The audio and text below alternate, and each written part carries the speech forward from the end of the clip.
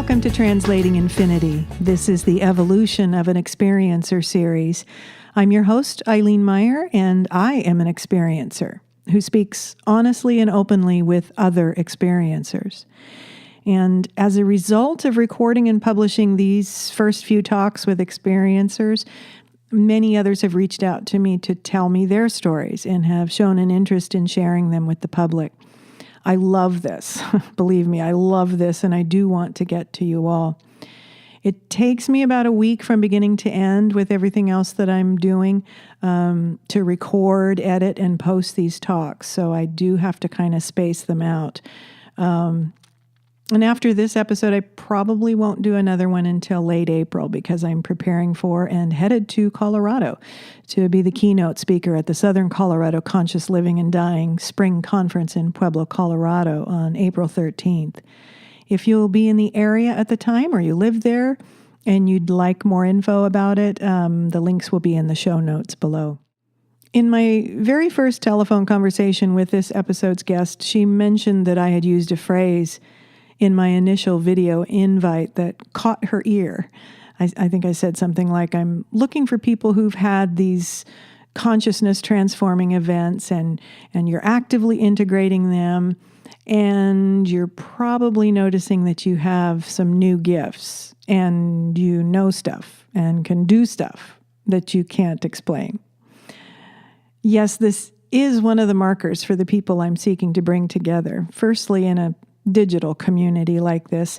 And if I'm still doing this into the future, we will eventually meet up in the same physical space.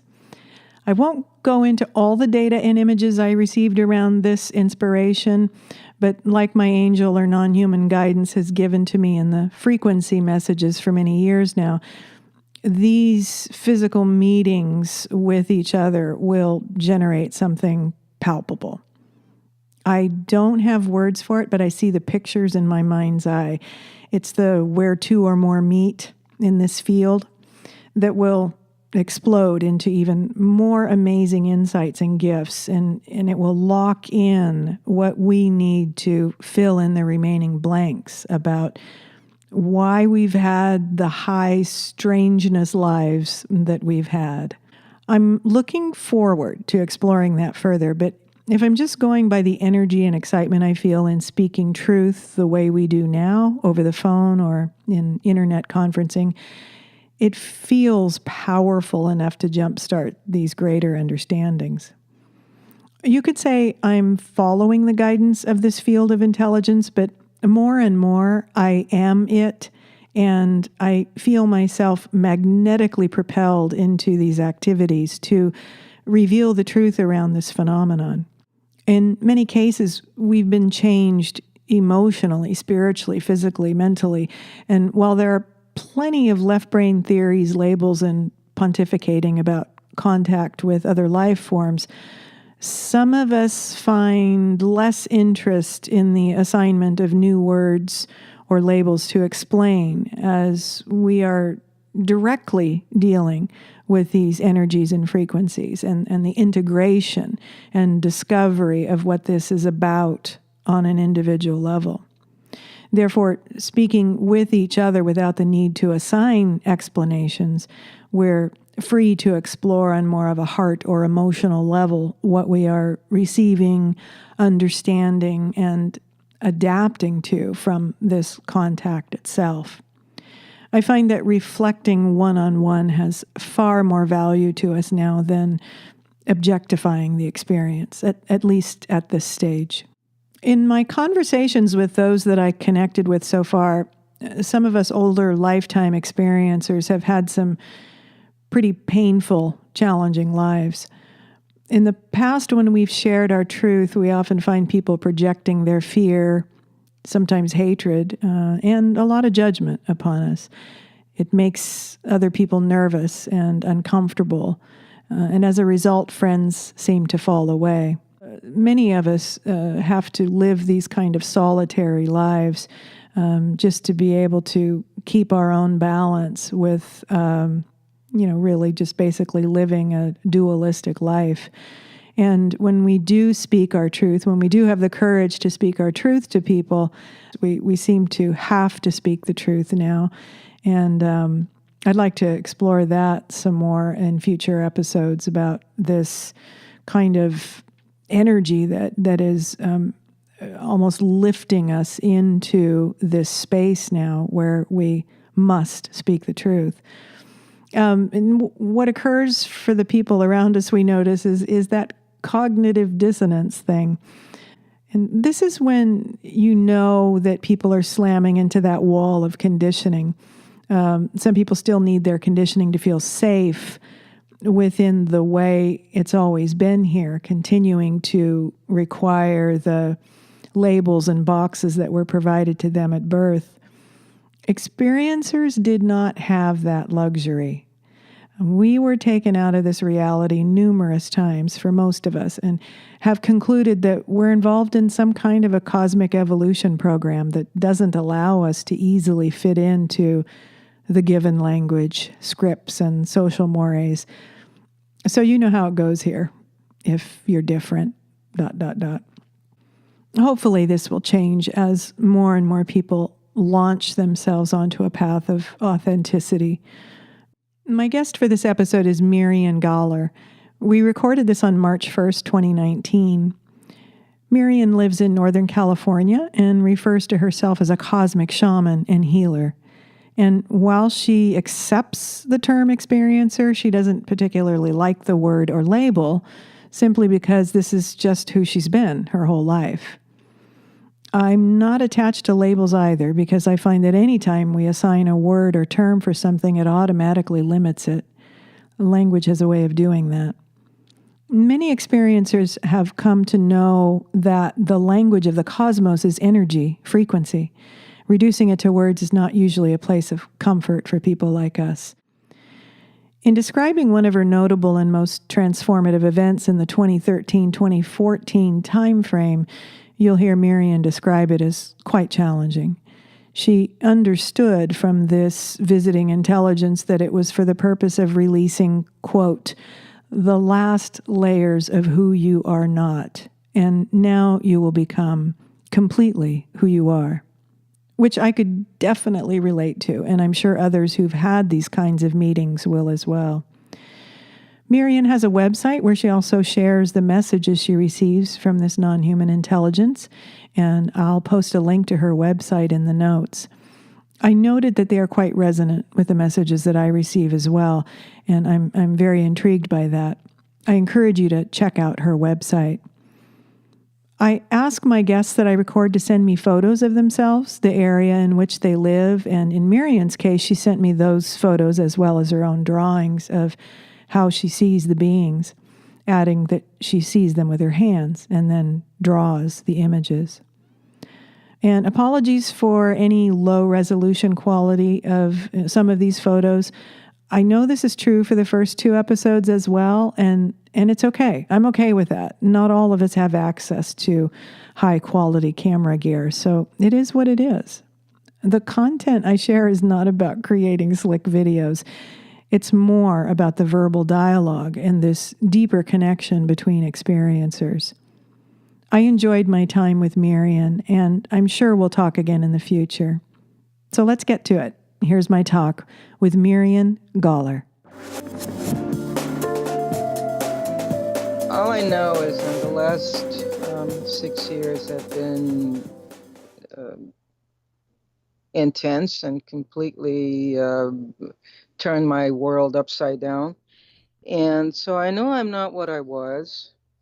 Who I have become, I'm not really sure how to integrate. Maybe what I'm trying to say is I liked who I was. I was just a shaman doing my healing, working with the earth, working with people, and doing shamanic journeys, and teaching, doing my thing. And I'm not there anymore. I mean, I'm still on this planet.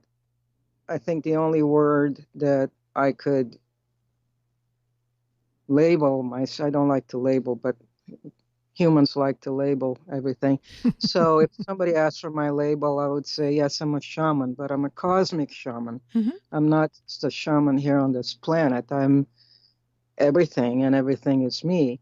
The problem is that I'm finding now is that um, it makes me feel isolated from the rest because I'm not.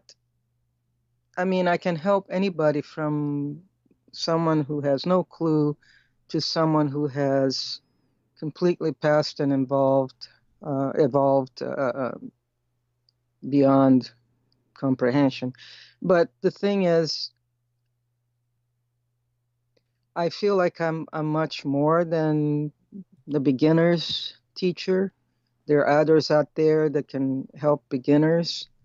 Um, so that puts me in a position that there aren't too many people out there. There are eager and committed to um, being their authentic, true self and let go of all the false beliefs, misconceptions about this life, about themselves, about anything. People are still running around with distractions and want to keep that.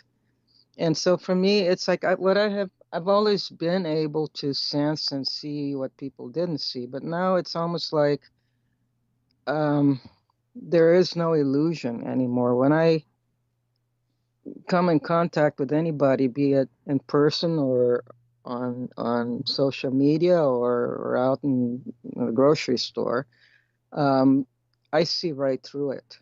And it's almost like, gosh, I can't relate to anybody because I'm way beyond that. I mean, what I've experienced, even with people that experienced different things, they can't relate. I'm very much a healer. I very much care about life and this planet and anything and everything that is alive. But I'm not really sure what my place here is anymore because I feel, and I'm not trying to be arrogant. That's the last thing my vocabulary. I have no ego whatsoever. I just don't really know where I am right now. I mean, I know who I am. I'm constantly surprising and discovering myself and things that I do that I just do it. Yes. I mean, and I don't ask me how, I just do it Mm-hmm. and I can't teach what I do. Mm-hmm. And so when I find somebody who's at least interested like you are, it's like, well, okay, we'll see where it goes because eventually she's going to run away because it's way out there. Oh no, I mean, I've been people freak out. yeah, I've been doing this, attempting to make these connections for a long time now, Mm, and to offer some kind of a platform to for us to mirror to each other so that we yeah, can know that we're not alone with this. And I'm not talking about ET phenomenon. no. That might be part of it, Mm-hmm. but it's actually about this, complete revolution in consciousness within that occurs. And then we're just trying to understand it ourselves, let alone put it into language for someone else, what these changes are about. So I just want to reflect back to you that, yes, I can relate to pretty much everything that you just shared, as having those same feelings and perceptions. And the frustration of not having very many mirrors in my everyday life in order to feel like, there's always this communion with this presence when I choose it, and then sharing of that through, blogging and the variety of other things, platforms in which I share. Mm-hmm. But it is a kind of a lonely place. So Yeah, I I understand and I empathize with yeah, you, and we're figuring this out together. Hopefully, yeah. is is how I feel. Well, I appreciate the fact that you're reaching out and trying to form a community, Mm-hmm. but I think as after I finish talking and I listen to you, I think it's what I'm seeking is not judgment, is not wow, it's almost like, okay, this is your experience, I'm cool with it. Even if I never had something like this, you're not a freak, you're not weird, and I'm not afraid because I've never really fit in anywhere ever. Mm-hmm. And now I really don't. I really don't. Right. Period. Right. And I have a friend who put up with me since 2012. I say put up is because she was nice enough to listen to me, even though I could tell when I looked at her that was way over her head. But she didn't run away. She didn't criticize me. She just stayed there. Um, and she actually said, if I hadn't known you for the last 2 years, I would say you were way off the deep end. One gal actually told me to, hey, get out of my life. You're just crazy as it could be. Yeah. And it's there are things that well, I never really felt alone because I'm not alone. I mean, my life is Mm-hmm. completely filled with all these beings that come and go and Mm-hmm. all kinds of energies. Yeah. And physically, I have cats and dog, and I have a couple of friends. But um, it's I don't feel comfortable sharing a lot of the stuff that I experience, that I go through, because on this planet, most people are, um, well, as Don Miguel Ruiz says, humans are domesticated at birth. You come in a wild little kid, and then the family and society domesticate you, Mm-hmm. and they tell you what's acceptable, what is not. And so all this stuff is really not acceptable to most. And I think it probably goes back to my childhood where I could not really be myself. I was threatened by my mother to be taken to the mental institution and have given electric shocks because, Mm-hmm. you know. Yeah. But so I always kept it to myself. Um, but I think um, it's hard for me to pinpoint a like some people call it, an awakening experience or a transformative experience, because I had three NDEs, near death experiences, when I was, one when I was born. I was born a blue baby, wasn't breathing. The umbilical cord was, tight around my neck. They revived me. The second one is 3.5 years old. And from that one, that was the big turning point for me. I mean, I don't know if you ever heard of, I don't know her name. She identifies herself by initials, PMH Atwater. And she's an amazing woman. She's a researcher of NDEs, and she's also an experiencer. And I saw a video of her, a conference that she did on NDEs and little children. And to me, it was like, oh my God, now I understand. And I shared it at that free Facebook group. Mm-hmm. Mm-hmm. I got the same response. One guy says, oh, no, oh, wow, now it all makes sense. Because when you have an NDE at that early age and you go to a different reality, Mm-hmm.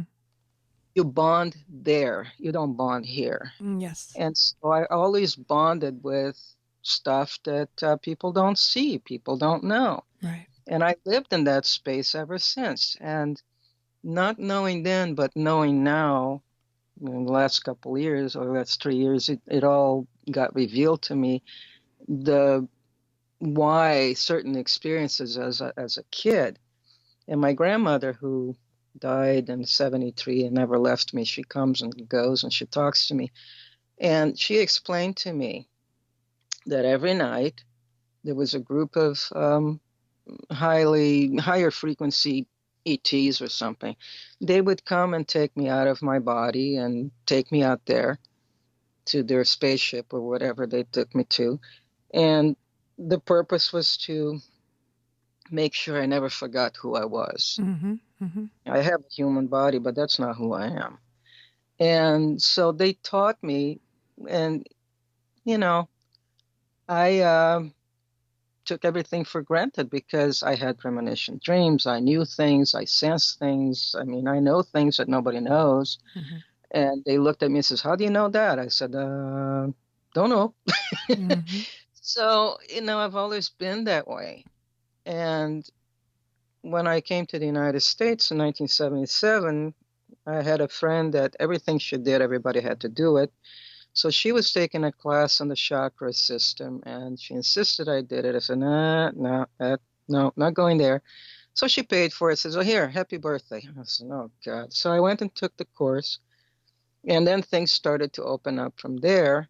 And the guy that was teaching was graduating from a place in Southern California, and he insisted I go to his graduation, and I went, and then I ended up joining the was a kind of a healing mystery school for a couple of years, and all it was learn that everything that I know and that I did had a name. I mean, yeah, really, I had no No, idea. no, I laugh. You have to give me a moment here, Myrian. It's okay. I get these pure joy rushes when I hear somebody else say what what I've said or tried to say or communicate to people. That Yeah, everything that has happened in my life has been, if I read a book, it's get to find the validation for what I already know or experienced. Like, what is the exactly. word for it? Well, how do they label it here? How do they frame it? Yeah. And so that I have the words now, so that I can regurgitate those words so people understand me. And it's Well, that's so that's why I'm sorry. I just had to let that energy blue because I love I it. love. I love it. But see, here's the thing. I was born and raised in Brazil, and in Brazil, everybody is what they call here psychic. But that word didn't exist because people were just that way. Right, right. But there Hmm. was no need to label. And I mean, the only labels that they had were for mediums, trance mediums, because that's kind of a specialty that not everybody had down there. Hmm. But premonition dreams, everybody knew, everybody does that there, and nobody thinks it's a big deal. But here, everything is a big deal. Everything has to have a name, a label, an explanation. I'll give you an example. When I came, when I joined the Healing Light Center Church School, um, there were all these different things that I was getting exposed to. And I somehow came across this little book, I think it was Michael Harner, The Way of the Shaman, a little Mm. book. Hmm. Sounds And I familiar. started seeing, and I said, that's what I do. That's what I am. I mean, this stuff is normal to me. Right. So I guess, is that what they call it? Okay, I'm a shaman. Uh, Yeah, I know. you know, because it's like I do this. I Right. am this. Yes. So I always told people, when I teach classes, I said, look, a shaman is definition of a shaman nowadays is different from the shamans that lived in villages, even though it's the same principle. But every culture has its own expression, and a shaman in Siberia works within that culture. A shaman in Chile works within that culture, but the principle is the same. They know that everything is connected, so they send it out, it comes back. So I always told people, I said, okay, a shaman is one that is aware that we're one with everything because we are one with everything. You may not be aware of it because you're too distracted. Right. But if you became aware, you would be living the same way. And I said, imagine this gigantic cobweb, not a spider web that's very precise, a cobweb like in Halloween. And this cobweb is connecting everything here and outside the planet and this galaxy outside the galaxy. Everything is connected to this giant cobweb. But you're not on the web.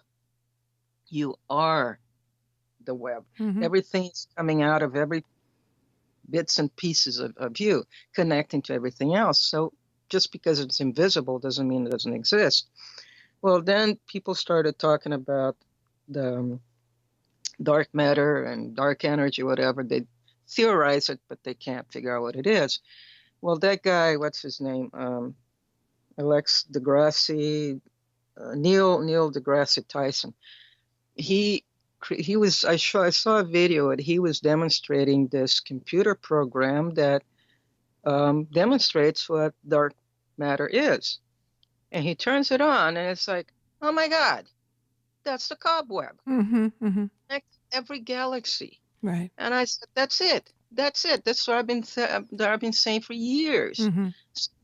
Anyway, there's stuff that I know. Don't ask me how. I just know because I am everything. Everything is me. So all I have to do is ask, Yes. and it's instant. I get it. Mm-hmm. So from that point, it's hard to relate to most people because everybody's so distracted with coping with life, with their whatever it is that they do to function. Right. And they're just not even paying. They can't even be present to pay attention to what you're saying. And Yeah, but I feel like the everyday outer world reality will be pressing in further, and people will, feel that tension too. Like yeah, they're going to need to respond in some way because it's not always going to be. We can't always distract ourselves and always run away and always hide. So I feel these times coming are going to be more of that pressing in. But I wanted to reflect back to you before we move on. I had always discovered these same things about energy healing, going to energy school and then going, oh, okay, this is what they call it. Oh, okay, yeah, this has a name when the energy moves in this way or this, it's like you're just, like, oh, give me that word. Okay, thank you. You're jotting down the words so you know how to talk out loud to people about yeah, these things that are present on an inner level and just simply understood. yeah. And so when I had an opportunity, it was all so very synchronistic. So that's how I knew that I needed to follow this path, not for the usual reasons that other people do, but I went to Guatemala and I walked the sacred Mayan fire path. I Oh, even initiated in Tikal, uh-huh. and and then it's just assumed that you take on the title, and you become a Mayan priest. Yeah, And then you follow all those rules and you listen to what has been handed down, between, Mayan priest to Mayan priest or day keepers. And I knew that I was not here to find a title or find a new identity. right. I just needed validation Hmm. that what I knew was true. And so what I received from that journey was many beautiful, wonderful things through the Maya teachings that helped to validate these things. But the Yeah, greatest gift to me was that when I was there, I was getting whispers and contact just walking, by the pyramids and the stones and the stelae. I was understanding what they were meaning, what the stones mean. I was getting information on levels that everybody no, just already believes isn't true or real. Or how do you know that? You didn't go to, study at the University of, yeah, you know, uh, archaeology or anthropology or what have you. So I very much relate to the shamanism factor, and having that be an innate thing. And then also your mention of in Brazil, it's just like everybody's psychic and you don't need that word psychic. exactly. It's an innate, accepted part of being a human being in your Yeah, culture. And, yeah, and I still to this day have trouble Like, okay, I'm going to do a talk here. How do I define who I am? Oh, shit. Um, who am I today? Who am I in this moment? And that I can explain to people so that they can get some kind of, I understand they need to know, why should I go to this thing? But translating anything of this nature is very challenging. So I just wanted to reflect that back to you. Well, That, I yeah. appreciate that. It validates what I feel. The thing, I'll give you an example. I just have to give you this example. There's a group on Facebook. It's a shamanic group. The gal that runs it is super nice. She comes from the heart. Everything is very nice. And she wants people to post things that are, that can be teachable or people can learn from. So anyway, this gal was sharing something, and I commented, and she says, "How do you know that?" I said, "I'm a shaman." And she says, "What kind?" Okay. I said, "What kind?" I didn't respond. I mean, I understand. I understand that this is how I understand things. Okay. I was, I've always used both sides of my brain. I love science. I still do. I I like to understand things, but I also have the right side of the brain that is the feeling, sensing, knowing. Right. I know things. Mm-hmm. And so for me, and then okay, before I digress, extrapolating that to the rest of the population on this planet. A lot of humans are have been using the left brain and putting way too much um, dependence on the left brain. If it doesn't fit in a category, in a file, in a place where they can feel comfortable, it doesn't exist. Right. I Or they, write a lot about that. yeah, so it's hard to explain, and it's like for me to try to put it in words, I can't. How can you, one thing I find that when I do healing, and sometimes people feel this kind of heavy, it's not really heavy, it's a relaxation feeling where you're letting go and everything feels like you're melting onto the table. Mm-hmm. And so when I finished the session, I said, so what did you feel? Oh, I felt this heaviness, this pressure. I said, pressure?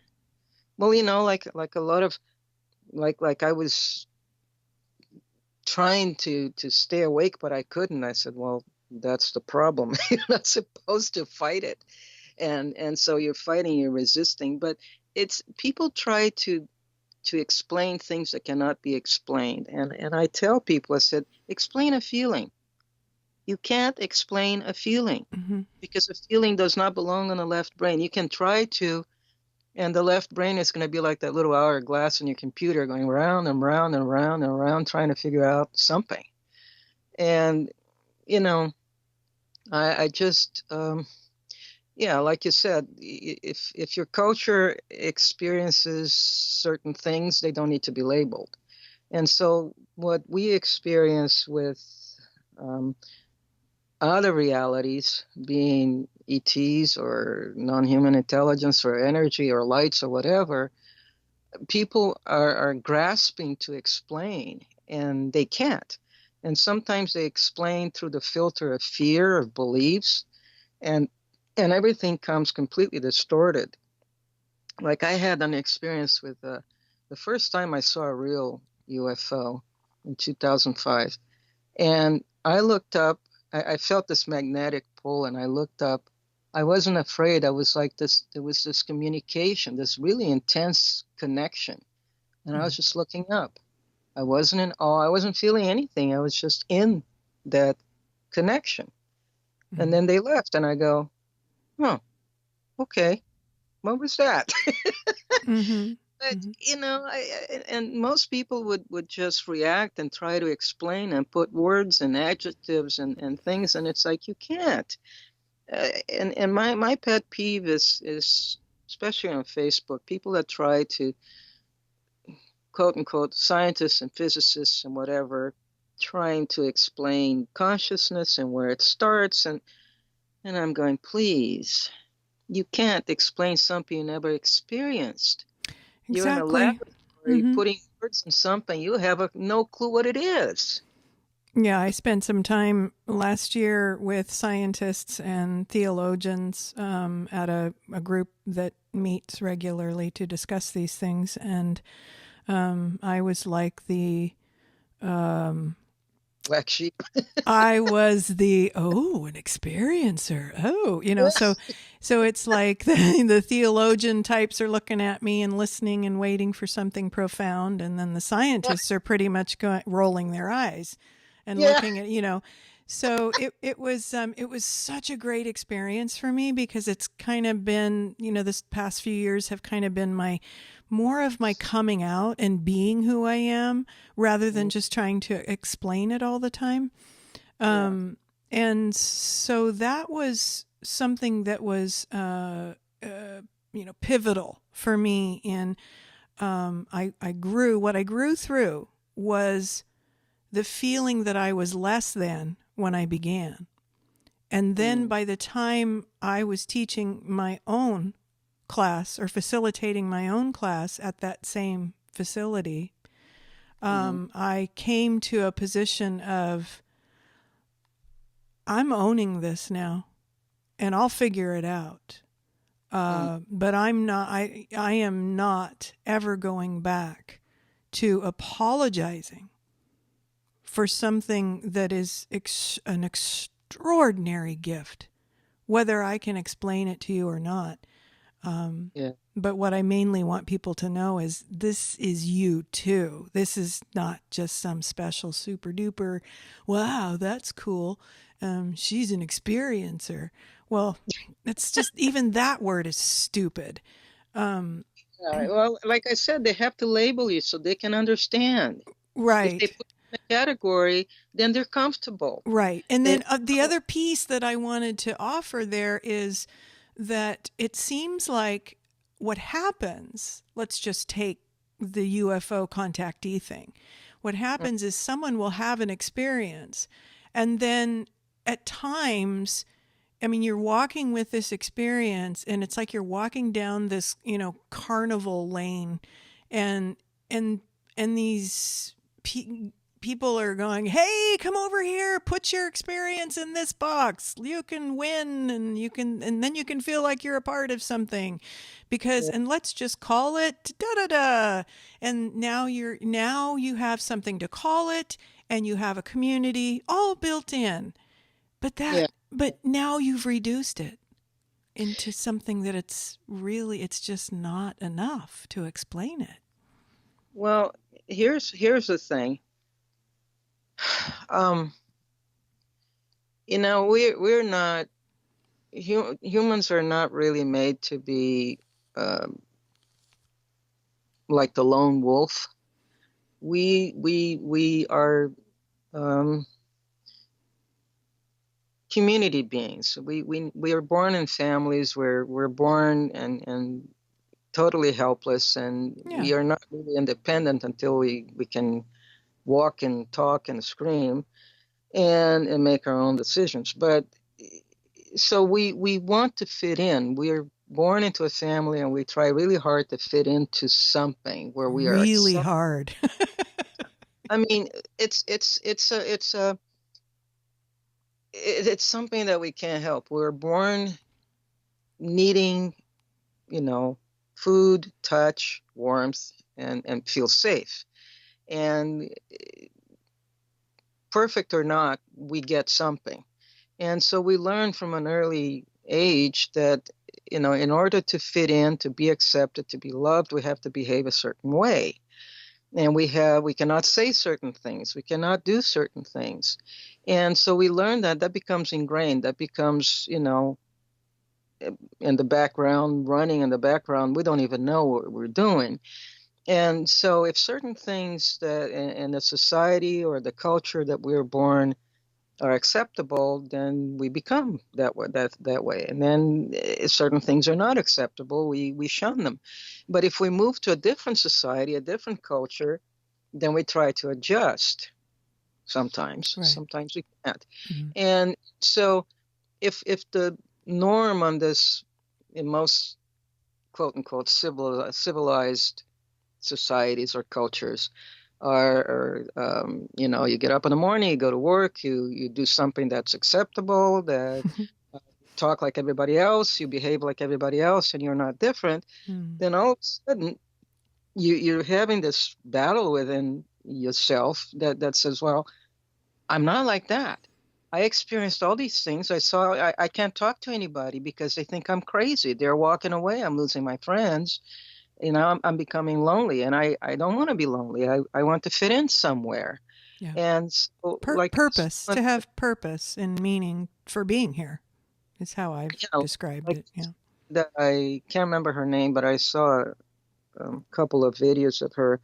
She had a pretty intense a year or two um, experience of contact and whatever. She was abducted, and there was all that traditional time missing, blah blah blah. And in order to continue her quote unquote normal life, she um, put it, she completely buried, and she could not accept it because if, in her words, if she accepted that all that stuff really happened, she would completely lose her mind, have a nervous breakdown, go into a mental institution, and go crazy because she could not accept that. If she accepted that, that would mean that she was no longer who she was. She no longer fit anywhere, and so she had to kind of dismiss all that until eventually one day, she was forced to confront it and accept it.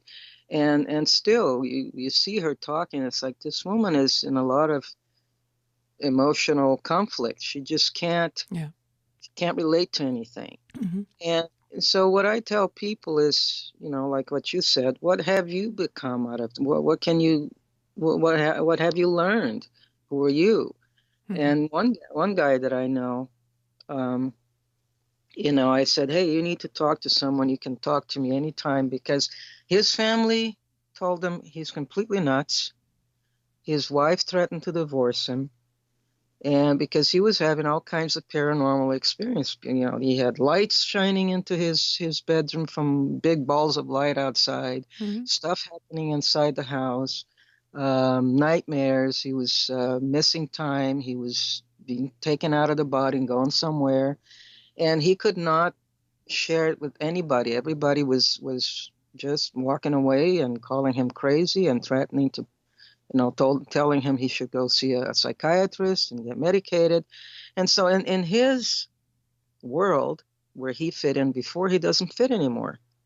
Right. And yeah, so it's painful for many to accept this. And so a lot of people, that's one thing I notice in that group on Facebook, is there are people in there that are happy with trying to prove that UFOs exist. Right. Uh-huh. Uh, And that's their thing. And that's, I right. realize too, very similarly like you, that Yeah. I do enjoy some of the streams of conversation when I just kind of like, have the thick skin with the judgment that comes anywhere, any group that I'm involved in, including the Contact UFO Facebook group that you're referring to. And that's fine. Everybody's exploring their own, stream, their own interests, their own personal, I don't know, What whatever they're attracted to in the moment to study or define within themselves and share and discuss and all of that. Then there are people in there who are, I have discovered, are more like me, and it sounds like, more like you. And the first, the second person I had a talk with like this, Jeannie, she was in that, is in that group.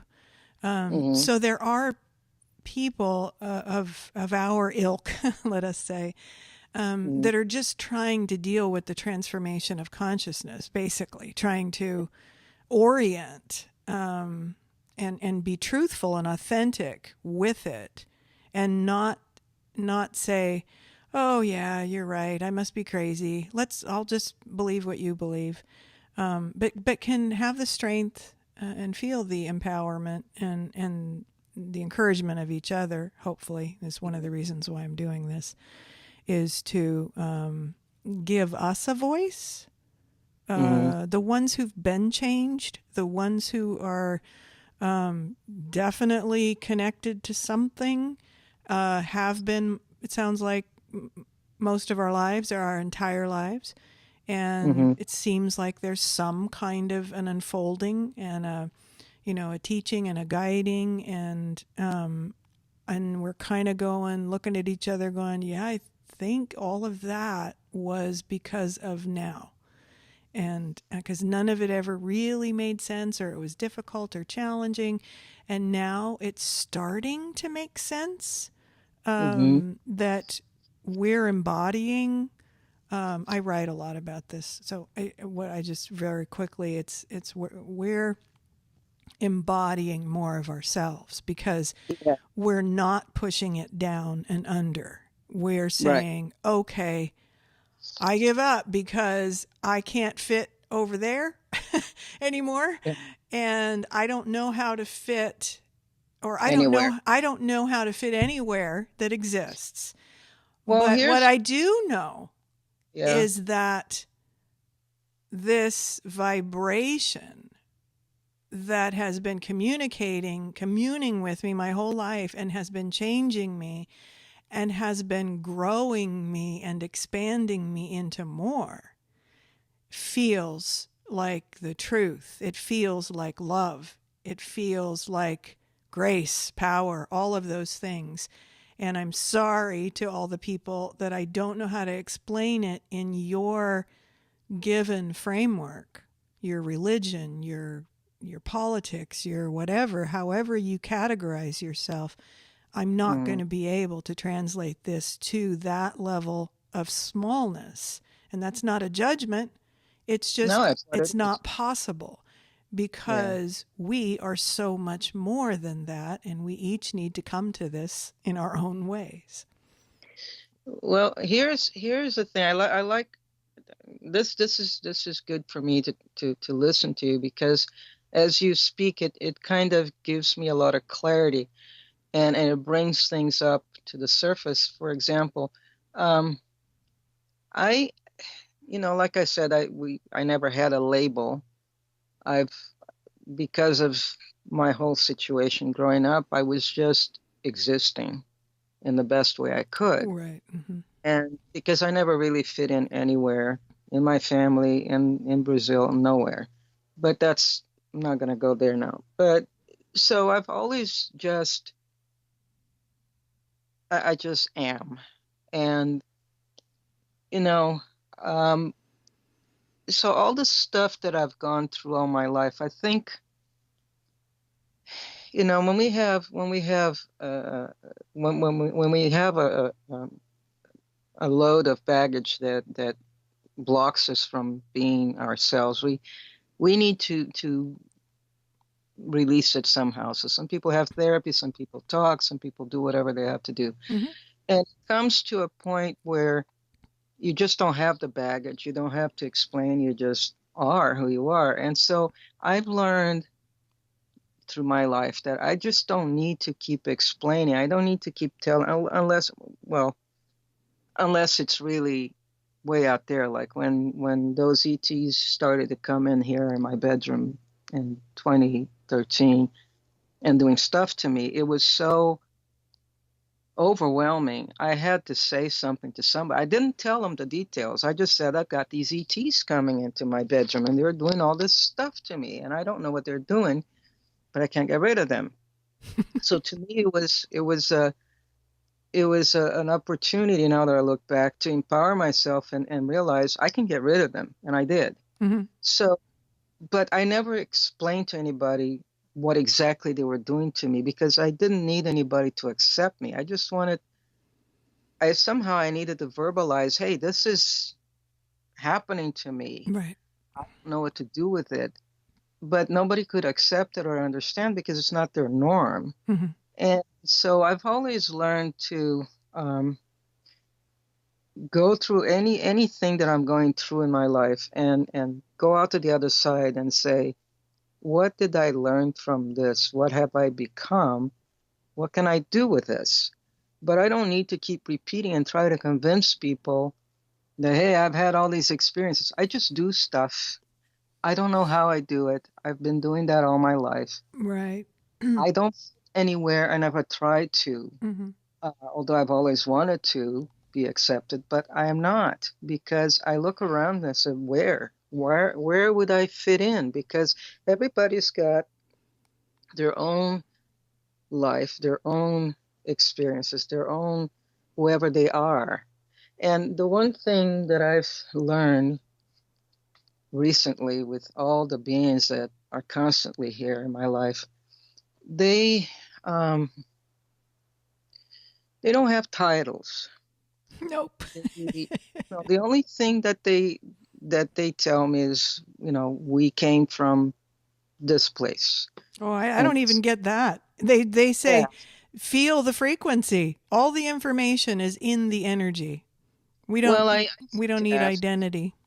yeah, but they don't give me an identity. They identify themselves so I know who is here, because there's so many, and sometimes some of them are regulars, so they don't have to say anything. I know they're here. I just Hmm. know who they are.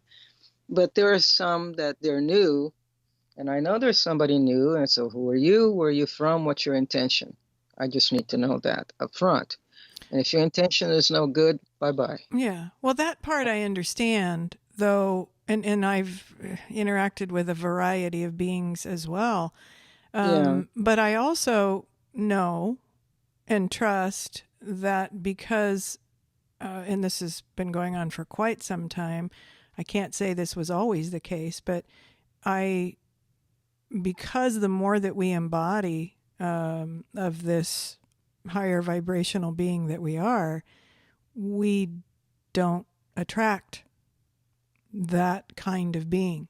And if we do, if somehow they're there in our periphery, I can Hmm. feel it and go, no, done, over, and just Yeah. radiate who I am. So I don't even want to engage and say, where do you hail from? It's just not, that's not important to me. I can feel Yeah. whether it's of me or not. Yeah. And then that, Those are and the good. also feeling that around other people and the kind of beings or entities that kind of hang around them that are just simply matching their vibration. Yeah, those don't even come close to me because Yeah. they have a instant repulsion to me, which is Yes. Yeah, which is fine and dandy. Yeah. yeah. But see, like for example, I live in a mobile home park, and there isn't much privacy, and the trailers are close. I have one neighbor that's about 20 feet from me because I have a big space in between me and him. And he was going through a phase. I don't know what his problem is. I think he has PTSD, and he was going through a phase where he would go berserk every night and kick the walls and bang the walls and throw things around for, it's like, what is wrong with this man? And one of the beings here says, well, he calls them in. He opens this vortex and this whole insanity comes in. I said, oh, okay, so I can take care of that. So when he would start, I would take all that darkness that I would see in there and I kind of whoosh back down into the vortex and close it. And Mm-hmm. then he would down and he'd be good for a few days. But he would open it up again because of whatever his mental problem is, Mm-hmm. or drugs or whatever it is that he does. But that kind of stuff, I pretty much keep a buffer around me. Yeah. Yeah. What I'm saying is, in order to relate, what I've been trying to say, in order to relate to people that are not on the same wavelength that I am, I've always, and people told me I'm a chameleon. Well, I have to. I mean, Right. You have to. Yep. yeah, there are people that they have their own beliefs and biases and culture and whatever. And I can't come out and start talking New Age gibberish. They would just look at me like, what? Right. And no, I just talk to them in a way I just know instinctively. I don't even think about it. I Right. just start to them in a way that they can accept and understand, so I Right. can reach them somehow. Exactly. Hmm. And so, but I can do that when I'm with people, but at the same time, as I said in the beginning, I feel kind of isolated because I don't really have somebody I can have a decent conversation about this kind of stuff like we're having now. And I don't find them anywhere. Where are they? Well, Um, one of the reasons I'm even doing this is because I'm following through now. This is just one way, but I'm mhm, following through with what I've been. I could say what I've been guided to do, but it's also what I am and what I'm just doing. Yeah, and I know you would understand that instantly. yeah, It's just who I am, and I recognize the importance of these types of experiencers to communicate with each other. Because mhm, years ago, before any of this material made sense, this material I was bringing through, translating from frequency, years ago it just kept saying, wait until you start talking to each other. Just wait. You're going to find out that you all have these pieces for each other. And mhm, that the more that you connect with each other, the more these chunks will just go ka-chunk and you'll go, yeah, oh, got it now. And then you're just moving on with who you are. And because, essentially we're all connected, yes. But especially these experiencers who are, and I don't know, Myrian, if it's because we're lifetime ones and you can say all lifetime ones are like this. I don't know that because I'm not, I don't have a lab where I'm studying these things. But my sense is that some of the lifelong experiencers are in this category of, wow, look, we made it. We're still alive. And there is a purpose for having gone through all of that. And we're going to unlock that by speaking the truth to each other. And that's what came in the messages. what's a lifetime one that you Oh, said? what you described in your life, you were born into it and you went, what? And you felt and you bonded with Yes. the beings. I did too. They were my family. And then it was like, oh, now I have to, okay, this is weird, but I guess we're doing this.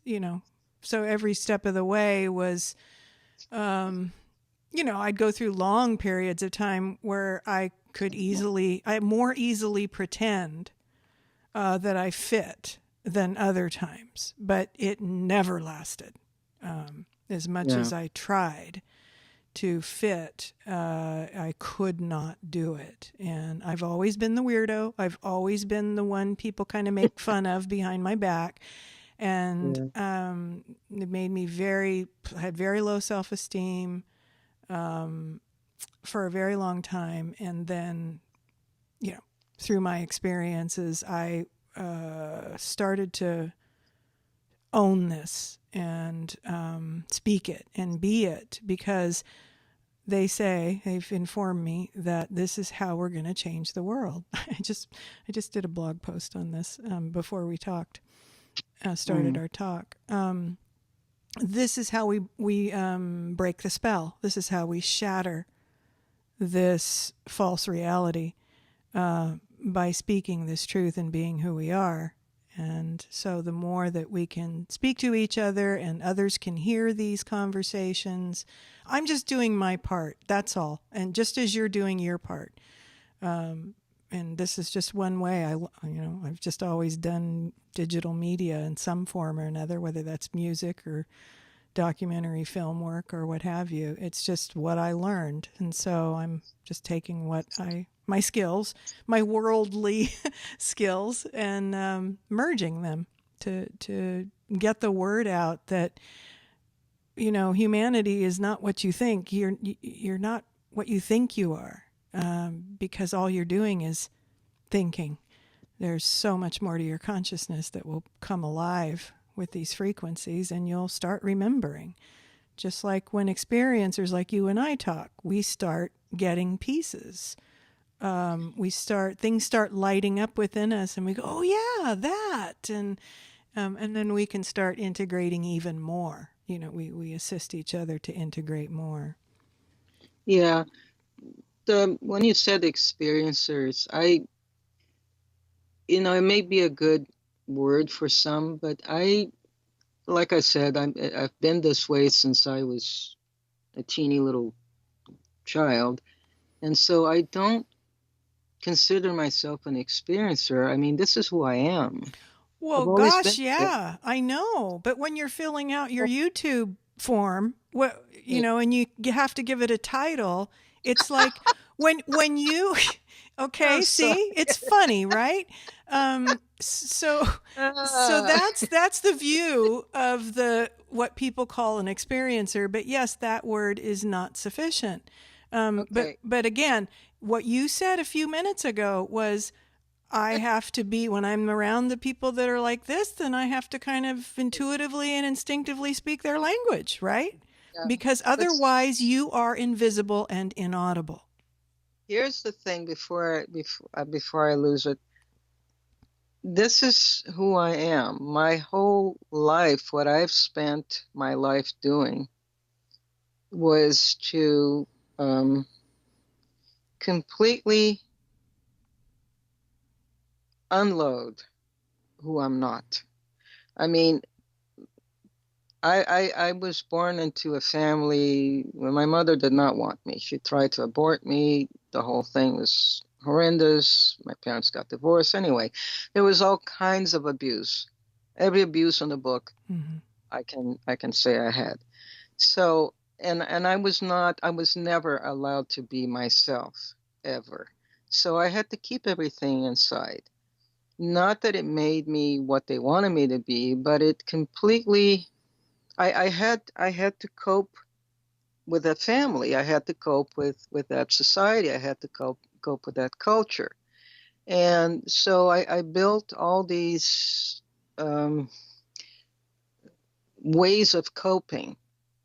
And I I knew that I didn't like them and I didn't want them. I spent my whole life trying to unload those and be myself. And so it wasn't until I moved here to the United States, and like I said, I had that friend that whatever she did, she wanted everybody to do. She mentioned the Tarot class at the Los Angeles Community College, which is like, really, in a community college? So I took the class. The guy was great, but I could not figure out what he was saying because it was way too abstract for me. And I started, I mean, the regular Tarot, and I started reading, practicing with this friend, and I knew nothing about her other than what she superficially showed me. And I was getting all these things that were just freaking me out. And I was afraid of saying it to her because, am I making this up? So all these things were just, I was starting to get comfortable with, yeah, this is me. This is me. And so the more I got comfortable with, yes, this is me. And I took that 2-year course at that school and I said, yeah, this is definitely me. Then I was even more diligent at unloading all this stuff that I was not. And, I just, I could never, I mean, I'd go to a gathering of friends and I would sit there and watch them interact. And I'm going, geez, can't we have a real meaningful conversation? What are they doing? And I couldn't get into that thing because it's not who I am. Mm-hmm. And it wasn't until, like I said, 2012, end of 2012, 2013, when all those beings just kind of stormed into my life, and it was almost like a crash course on, okay, these are the last layers of who you are not. and you're going to become completely who you Who are. you And are. I Mm-hmm. fought it. I Mm-hmm. fought it because in my head was like, I'm going nuts here. Mm-hmm. This is not happening. This is crazy. This can't be real. And I would test it over and over, and I would say, this is my imagination. This doesn't exist. And they would do something to me, and I would hear real clear, are you imagining this? And I said, oh God. So, slowly I had to start accepting, and they started telling me things. I mean, for many, many years, all these beings would come and say, you don't know who you are, do you? And I said, no, why don't you tell me? And I said, no, it's for you to find out. I said, oh, thanks a lot. Yeah, screw you. Yeah. It's like, why don't you make it easy? No, it's for you. Right. And so when all this stuff was happening, I think it was 2014, and the 2014, I was going through like one thing after another. This group of beings would come in and they would do stuff, and I would learn more things about, how to stand up for myself, how to, you know, um, outdo these guys and get them out of my life. And this group came in and they said, we have somebody here that wants to meet you. And I said, okay. And he came close and said, it was instant. I said, I like you. And and I asked, what's your name? And he said, I'm UL. And he said, what's your name? I said, Myrian. He says, no, your name is Amaya. And I said, what does that mean? And he said, pure heart. And I said, oh, yeah, I am. Mhm. And so he started telling me all these stories. To me, see, I grew up with fairy tales. That was my way of coping with the world, was immersing myself in fairy tales Yeah. in Mythology. Yeah. that world. Mm. And so this whole thing was so out there that it's like, okay, well, this is a step up on fairy tale. This is way, way, way above Star Trek. Okay.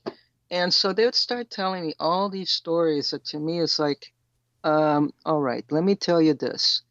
I sense you. I cannot see you because my eyes are not made to see you, but I sense you. I know when you're lying. I know when you're bullshitting. I know when you're telling the truth. I know your intentions. I feel it. I know. Mhm. And when you tell me these stories, I don't get any feeling, any reaction. And I don't have any memory of it. So I struggle with it with groups and groups after groups telling me, this is who you are, this is your story, blah, blah, blah. And I'm going, yeah, right. And so I accepted the story as, well, you're telling me the story. Mhm. I don't have that memory. I have human memory. I'm sorry. So until finally, I think my last post on my website on the message page, which is this I believe, and I believe it's true. Mhm. I was writing it down because in my conversations with these beings that were here, it just started coming to me, and I said I have to write this down, and I Mhm. started writing. And they are here watching me, and they communicate telepathically also. And I Mhm. said, okay, I know you're here. Do you know what I wrote? And they said yes. I said, did you dictate that? And they said no. I said, okay, let me read it to you.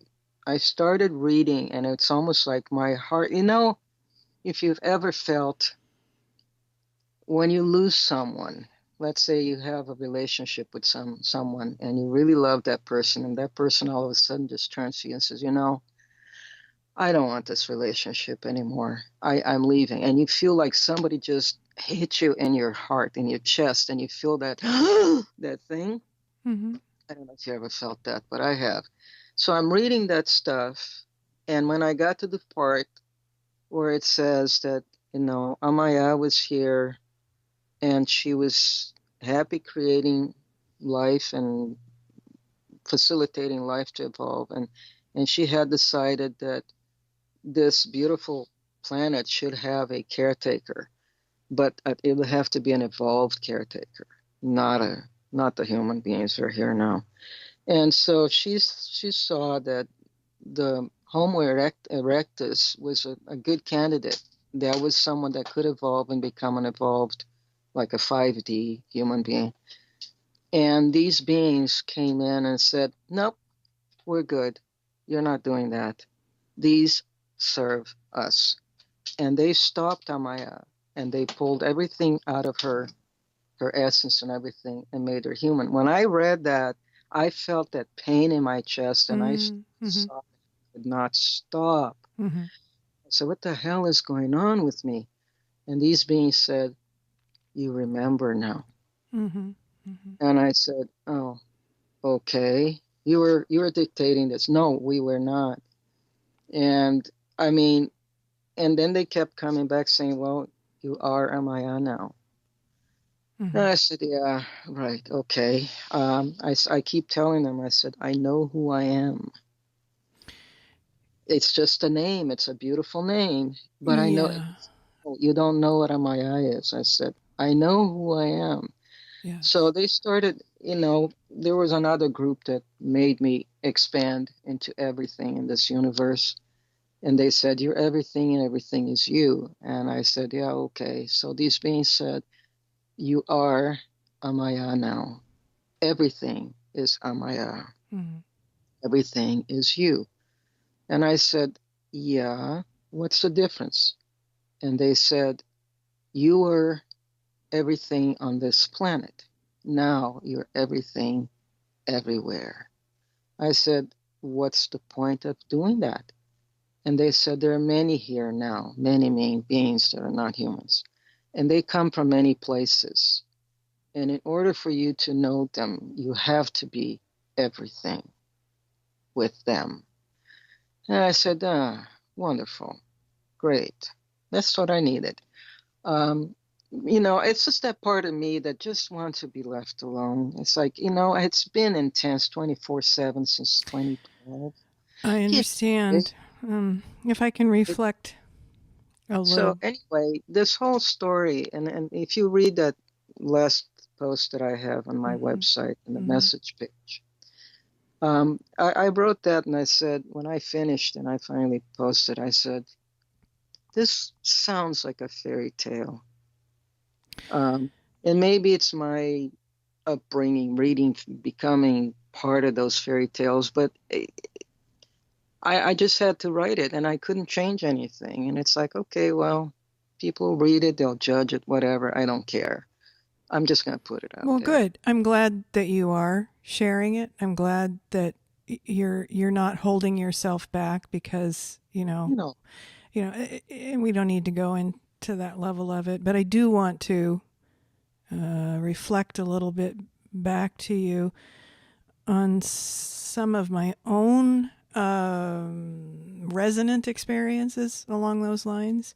hmm And I too have been given these images and pictures and more like picture stories and feelings that the way that I was able to accept it and say yes hmm was understanding that we are integrating these archetypal energies. yeah, We're yeah, being that now, and it isn't just now. It isn't just one person now, as it was like in all the fairy tales. It was all just and I don't mean to offend anyone by saying Jesus Christ in the context of a fairy tale, but I'm just saying in our stories of these masters and heroes and powerful godlike beings, and there's so many of them.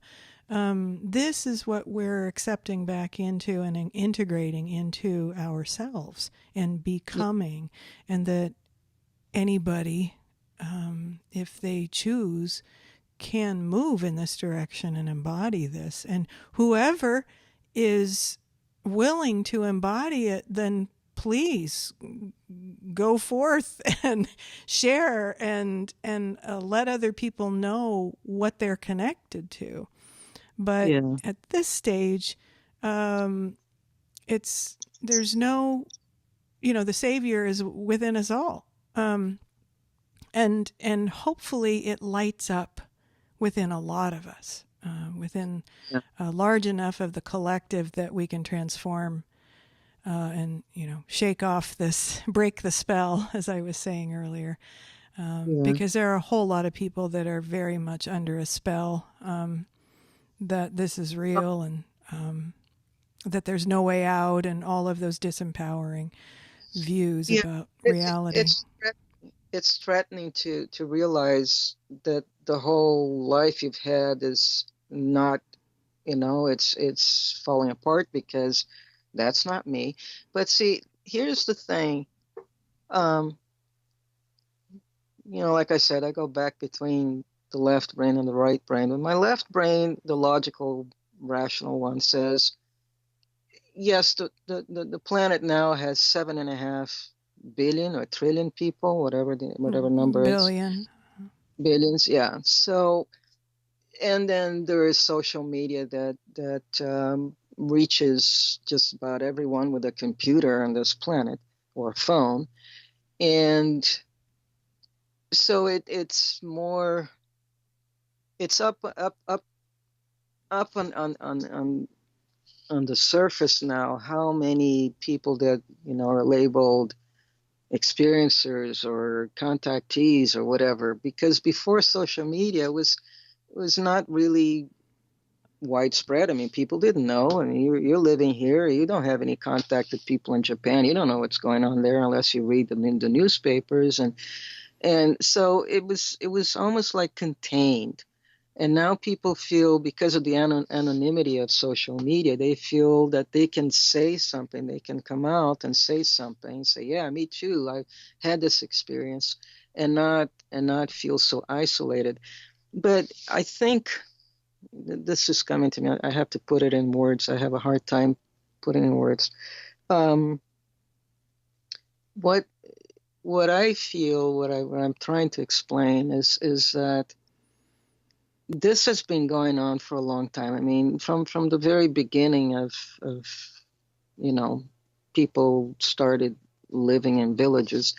They've known of other life forms. I mean, Native Americans know of star people and the Kachinas and other Right. beings, Mm-hmm. this and that. Mm-hmm. But then you have the ones that, like these people explain, they left their legacy here. The ones that stopped the Maya, that didn't want humans to be evolved. Mm-hmm. Those are the ones that are completely, their intention is to never allow someone that says, "I am more than this," to actually come out and feel that they're more than this.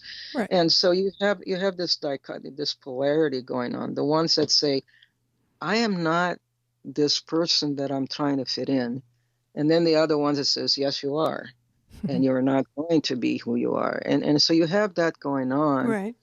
It's always been that way. Yeah. And so now it's more widespread because of social media, because of TV. Everybody talks about it, everybody's reading about it. And so it seems like it's more now, but it's not. It's just more people living on this planet and more people saying, there is more to life than this. And who am I? But here's the thing. I, from what they tell me, from what other beings tell me, what um, like the Native American elders that were the ancestors that were given those quote unquote prophecies, they were not prophecies, they were actually warnings that said, look, if you do not caretake this planet, this will happen. And it's now happening. And so it's always been there. But the ones that feel the planet, the ones that love the planet, the ones that love and respect life and want to be who they are, they feel like there is more to me than just a stupid little job that I have. And they are now searching and wanting to come out to the surface because it's almost like they're being forced to. Yeah. Because you see the other side, you see the opposition that says, no, you cannot be loving, no, you cannot be who you are, and so they feel like they have to. Now it's almost like you're being forced. There's no other way. You can't hide anymore. You Right. have to be who you are. But the job for someone to become who they are, it's not just say, hey, I had an experience, so I'm transformed. No, No. you have to let go of all the things that you're not. Right.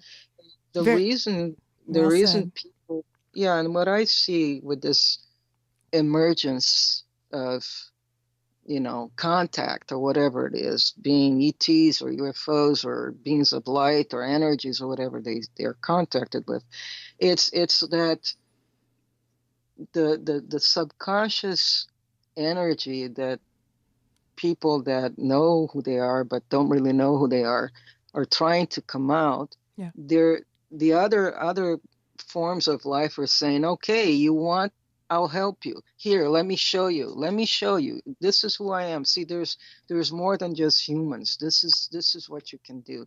And sometimes it's shocking because it's shattering all the beliefs all the illusions that they had about life here. What humans created here it's an illusion. It's an illusion that this is what you see must be real. If you don't see, it doesn't exist. It's anecdotal. It's a bunch of crap. But it's like they're being forced because they're putting it out there. Whatever you think, it's this wave of energy that you're sending out beyond this planet, beyond this realm, that says there is more to me than this. Who am I? Well, all these other ones are saying, I know who you are. Let me show you. Let me shatter your little crystal Right. palace here, Mm-hmm. and I'll show you who you are. Mm-hmm.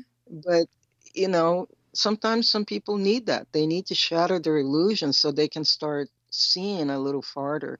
But then there are the ones that say, no, this is insanity. I'm not going there. Well, They're right. And afraid. ultimately, it's up to us and what we choose, and we have that power to do that. Yeah. And Yeah. that's really what the deciding factor is, because people don't know their own power. They don't know that they can make that choice.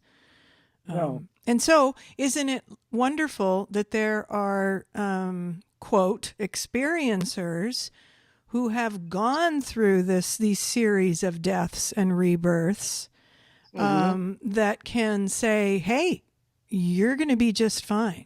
Let me sit with you. Let me be with you. Let me share with you. Just as those beings did for you and did for me, we can now do that for others who Yeah.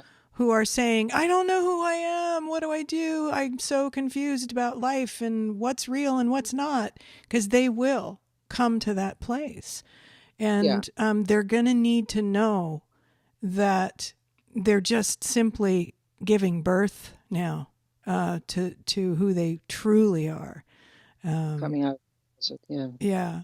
So I love listening to you talk and share these things, because it just, you can tell in the tone of my voice, I get excited because, oh, someone from my tribe.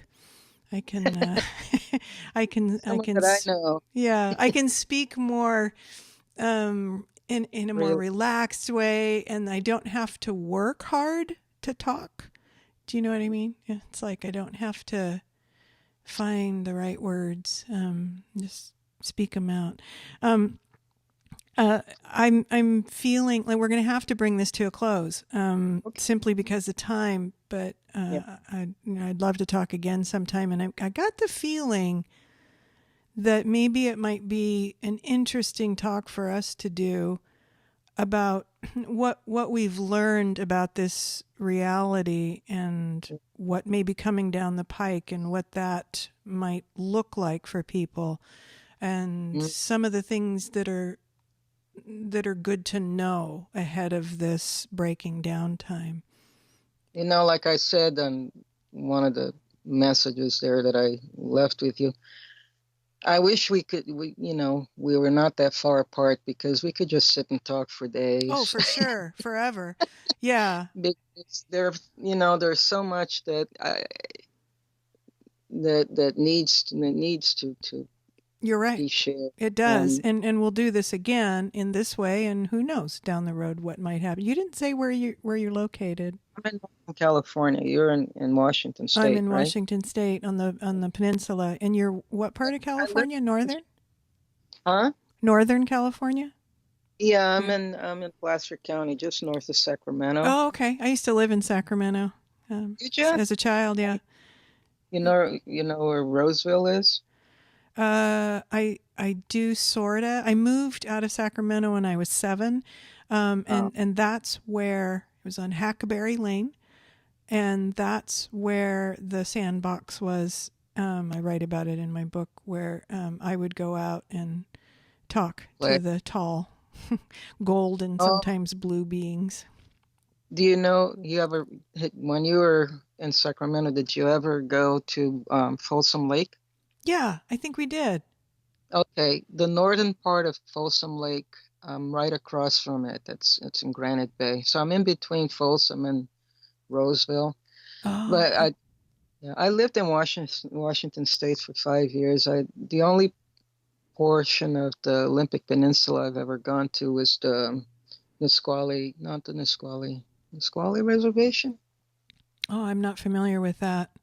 It's just across from Olympia, Oh, um, oh, okay. Yeah. down south. Yeah, Yeah, I'm up at the tip across from Victoria, Canada. Sick.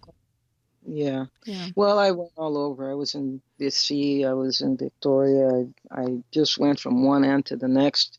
I love that state. Yeah, it's so beautiful. Tell us your how people can find you if they want to learn more about you and your work. Okay, I have a website. People can go and learn something about me. The website is www.amayashaman.com. And Amaya Shaman, I'll spell that AMAYAHSHAMAN. It's all one word. Okay. So www.amayashaman.com. And you can go in there, and there's something about me. There's what I do, a contact form. There's what they call blog. I changed the name to storytelling, so I go in there Mm, sometimes, say some great. stuff. And Great. there's another page called messages, and it's messages from whoever Good. is I got one of whoever those is. too. Yeah, they want to say something to people. Yes. Yeah, Yes. that's crazy stuff. I put it in that page. Like the way out there stuff. Yeah. Yeah. Oh, yes. I I say, yeah, it can, sounds good. yes, We'll it tell just them that. make So, yeah. Just makes me laugh so and smile. Thank you. And I uh, just want to thank you very much, Myrian, for having this discussion with me. And I just want you to know that I honor you and I respect you. And it's like, I welcome more of you to be here and to share and to, be an example, be a demonstrator, not only to teach, but to demonstrate and help well, others. well, thank you. And I really appreciate this, that you're reaching out and doing this. It's, I see everything as an opportunity to become more who I am, learn, Yes. allow things to come up that I never really thought I knew or could explain or talk about. So it's always good to have these conversations because, I always surprise myself with stuff that comes out of my mouth. I know. Me too. We It's used to like, try oh, so desperately to keep it back, but now it's like, oh, it's coming out. yeah, yeah. It happens when I read somebody's post and stuff just comes to me. I say, okay, I gotta write about this. Right, right. I understand. Okay, well, Yeah, let's do this again sometime, Marion. sounds good. Okay. I've enjoyed this very much. Me here, same here. Thank you very Okay. much. You're welcome. Take care, Marion. Bye bye. Bye.